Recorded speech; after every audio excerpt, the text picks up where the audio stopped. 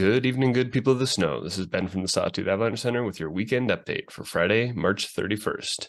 No April Fool's joke. There's some great skiing and riding conditions out there, but things are dangerous. Remember, this is not intended to replace your daily avalanche forecast. Make sure you check the forecast before you head out. I'll be publishing tomorrow and Sunday's forecast by 7 a.m. both days. Looking back on the week thus far, we've seen a mix of moderate and considerable danger, with danger generally increasing through the week. We had a midweek storm that brought a decent shot of snow and a decent bit of wind that bumped the danger for us. Looking at that storm, storm totals were broadly around 1 inch of SWE to 1.7 inches of SWE, anywhere from about 12 to 14 inches of snow up to 20 inches in the wetter places. Not too shabby. Looking at the weather for the weekend, as you probably know by now, we've got a pretty good storm on tap for our forecast area. As far as towns go, seems like Stanley's going to get a little bit more snow than down here in the Wood River Valley, but the mountains are likely to pick up a significant amount. Here's the latest from our friends at the Weather Service in Pocatello. You can see those red blobs along the crest of the Sawtooth and the Western Smokies. That's putting us in the 18 to 24 inch range, with many areas in the 12 to 18 inch range. In general, the storm will be favoring our western and our northern mountains, from Banner Summit down to the Sawtooths, the Western Smokies, and into the Soldiers.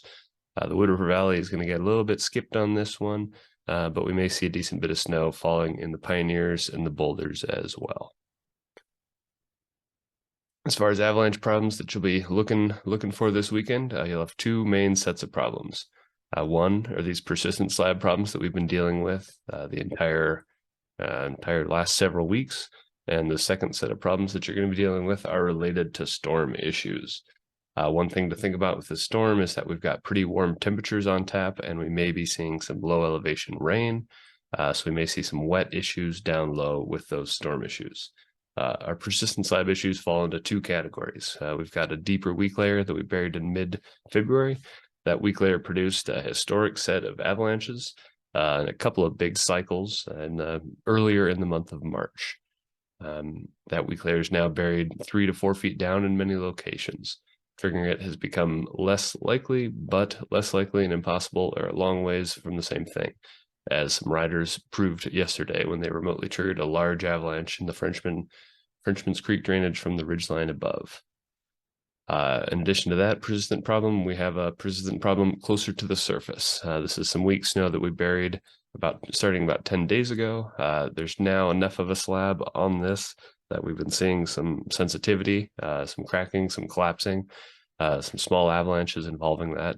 And as we put a pretty sizable load on top of that this weekend, we'll begin to see that weak layer act up and wake up and begin to produce some pretty dangerous conditions just by itself. So we have these two overlapping persistent slab problems, and in addition to that, we have our storm issues.